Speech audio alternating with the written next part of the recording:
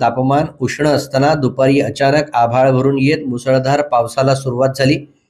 गेले 20 दिवस पावसाची चातकाप्रमाणे वाट पाहणाऱ्या चंद्रपूरकरांना पावसानं आज चिंब भिजवलं.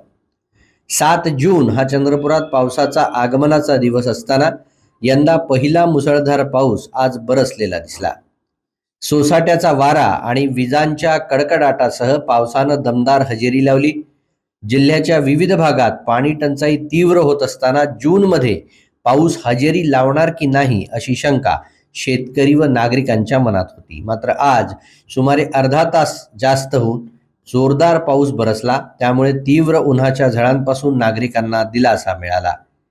काही ठिकाणी भाग जलमय देखील झाले. हा पाऊस असाच सातत्यानं बरसत राहावा अशीच नागरिकांची इच्छा आहे.